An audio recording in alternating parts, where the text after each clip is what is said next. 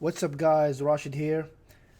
I know it's have been a while, almost 2 years since I made my last original Yu-Gi-Oh video. A couple things happened in the past 2 years. Uh, Mainly because I started college, was like in middle of college, and I had to stop playing Yu-Gi-Oh altogether. Then I played Magic, and now I play Pokemon. So I'll start my story here. Why did I quit playing Yu-Gi-Oh? Uh, I quit mainly because of the ban list. They kept like every time a new set comes, all Yu-Gi-Oh players will know this. Every time a new set comes, you have to play the new cards, which are really expensive, or you don't stand a chance. In the past, when I remember is the Spellbook format and Dragons format. I played neither of these two decks, and I did well. I usually always top four my locals, and sometimes I get first place because I know how to make an anti-meta deck, work around it, and usually I don't have to spend a lot of money. But after that, with the new pendulum thing, I started thinking like Yu-Gi-Oh is changing way too much, and I did not enjoy it. And Magic the Gathering, in my local game store, it was heavily marketed, heavily advertised. They have more events than Yu-Gi-Oh, uh, more prizes, more opportunities to go outside, and they have like PTQs and like qualifiers. So I was like, yeah, Magic sounds nice. Let me try it. When I tried Magic the Gathering, it was a nice game at first. Uh, I had to learn a lot of things because it was a huge game. Then I learned it's not like Yu-Gi-Oh. You don't have to know every single card that is not in the ban list. Like Yu-Gi-Oh has a huge library of cards that you can use in your deck. So with Yu-Gi-Oh, it was like 5 years to 7 years for experience. I know almost every good card in the format. So when I make a decks, I usually know what I'm doing, and when I play against somebody, I know most of the cards that they will be playing. So that's why I was doing well. With Magic, it took me a long time to learn all of these cards. Uh, at first, started small, making some budget decks. Then I became a competitive player, and actually was pretty good at it. I topped. I was topping every local every week, and when they with big tournaments like the pre-releases, I always come top eight, and I won a big tournament once. Was like a huge tournament, like a 50 people tournament. Well, it's huge in my area. Everybody was there. I came first place. Was like my biggest win, even biggest of Yu-Gi-Oh. Like with Yu-Gi-Oh tournaments here in Dubai, we usually have like 20 to 30 people max. So me playing against 50 people and coming first was a huge thing for me. Uh, Here comes the problem with Magic. Magic the Gathering, well, standard format is expensive as hell. It's more expensive than Yu-Gi-Oh! It's more expensive than any other card game I have ever played. Uh, Usually the good decks cost around 200 to 400, sometimes even $500 for some standard decks, and these decks have a life span of 1 year. So after 1 year, these cards rotates out. They don't have, they rarely have a ban list, but I don't think for modern, but I don't think you have a ban list for standard format. So when I started at first, it was immediately after a new rotation for Magic the Gathering. So I didn't experience the burnout of a lot of people. So when I started, it was like, yeah, I'm collecting cards, I'm getting a lot of good stuff, I'm having fun. But then after a, a year and a half, when the rotation started, I got burned out because all of my collection that I spent maybe more than $1,000, maybe $2,000 on, a lot of cards, planeswalkers, mythic creatures for every possible deck in standard, they are plummeted in price. They all lose pretty much 80%, but some cards retain their value if they are played in other formats. They lost a lot of their value. So my collection was worthless, aside from the modern format, because I had a modern deck which held its value. So when standard rotated out, I lost a lot of my collection. When I looked at my collection, I was like, this is almost worthless. Like I spent a lot of money acquiring these cards. I thought I will have maybe more time, it's even more worthless than Yu-Gi-Oh. With Yu-Gi-Oh cards, when you buy a box and you get the secret rares, like sometimes, like I remember back in the days when Rescue Rabbit, shows how old I've been playing. Rescue Rabbit, the Zen Mighty, it was $100 card. It was crazy at that time. We had a guy at our locals, his name was Abdullah, and his brother. They used to bring always the meta decks, so they were the big spenders in the group. They always like bit the bullet and bought these cards, and after like 6 months to 8 months, they bring it in a 10 promo with all of the good cards in it. So the $100 card becomes $10 card. This is insane. Like Abdullah, my friend, the guy who's spending, knew what he was signing for. Like he has disposable income, he could afford to buy these expensive decks, and even if it goes down in price, it's fine for him. But it shows you how Konami are shit at making decisions. With them right now, what I understood when I quit Yu-Gi-Oh, what they do is they make a set, they print powerful, overpowered cards to entice you to buy the set and get all these cards, or invest money in singles to buy these cards. And after 6 months, they print a tint and plummet the prices, or they ban your cards. This happened with my brother. He used to play Inzectors. He loved the deck. He loved it so much. What was his only deck that he ever played. Like he spent a lot of money on. He loved it to death. And he played in a big tournament here in the UAE, and he came first place with it in mirror match in the finals. And it was like the best moment, one of the best moments in his life. He still remembers to this day. But after that, the deck got hit. They limit everything, like they limited their best card to one. I don't remember his name. And the deck was worthless. So he was like, "What is this? Like, I play Yu-Gi-Oh for this deck, and now they hit my deck, so it's not powerful, it's not fun anymore. I quit." I was like, well, "No, please don't quit." But he was like, "Sorry, bro. I enjoyed the time we spent together playing this game, but not anymore."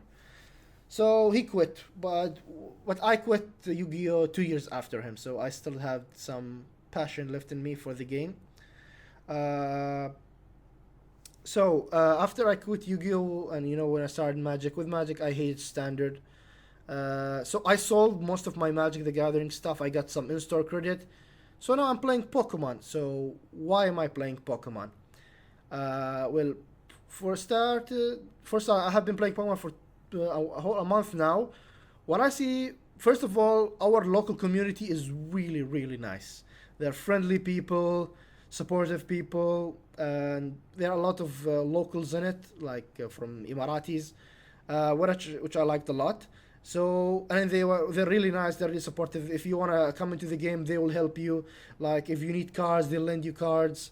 I know other people do in other games, but from me noticing my local community, the Pokemon community was the best, if I should say, in terms of friendly to new players, and weekly gatherings, and outside the gathering at the store, they will help you. Um, so when playing Pokemon, the sets has as a standard set has a span time, sorry, of 2 years. So it's double Magic the Gathering. So you will get your money worth out of the cards. There are not many expensive cards in the format. Currently, the only expensive card, like out of this world expensive, is Shaman, which you don't need, but if you want to play competitively, you have to get Shaman. He's a $50 card. You could get him for a good deal online if you find, if you search. So I had to buy the bullet, then I bought 4 Shamans, but other stuff, they were fairly cheap compared to Magic the Gathering and Yu-Gi-Oh! Like the core like you'll buy stables, which will be used in every deck, like the supporters, the item cards. Uh, when you are making other decks, like you just swap in the other cards, add in the Pokemons that you want to play. First of all, I'm a huge fan of Pokemon. I have been playing it since the Game Boy Color ones. I played every version. My favorite being Pokemon Gold, then Ruby and Sapphire. Uh, I really like Pokemon, and I was like, you get to play with your favorite Pokemons in a trading card game. What could be better? That's what I was thinking I was like, let me try this game. I tried it. It's really, really easy. Don't get discouraged when you see people playing a lot of cards, searching a lot of stuff. They're just setting up for the combo. Like, you know your combo, you know how you're gonna play. The support and the item cards are just there to help you set up. So it's just really easy. From difficulty, I'll say first is Magic the Gathering is the most difficult if you want to get competitively in. Then Yu-Gi-Oh! Then Pokemon. Pokemon is the easiest, which is a nice thing, to be honest. It's not a bad thing to have a simple game. If it's simple and effective and fun, that's the most important thing, in my opinion, in a card game. Difficulty is not something that I would like in a game because it's hard to introduce somebody to the game. Uh, that's why there been no content since this was mainly a Yu-Gi-Oh channel. It was named Rashid Yu-Gi-Oh. Uh, like like one of my most successful decks, if you have been with me in this channel like for a long time, was my Blue Eyes deck. I really love that deck. It was my first original deck, which is like I never seen any deck like it on YouTube. It was my most successful video actually. It is, I think it's around 40,000 views now on YouTube, which is huge for a channel like me with only around 500 subscribers at the time, or 400 subscribers.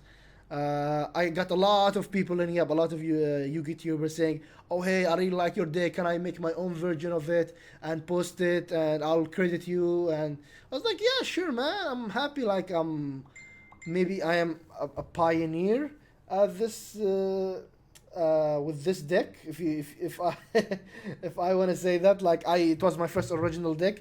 I had a lot of fun playing it at locals. It didn't win me any major tournaments, but it was super fun. And at that time, Blue Eyes was non-existent. I don't think. I think blue. There are a lot of Blue Eyes decks now because they had the structured deck with the Blue Eyes Maiden and stuff. But at that time, my Blue Eyes deck was my own. It was very special to me. Uh, what else I want to talk about? Let me check my notes. All right. What's gonna happen for this channel going forward?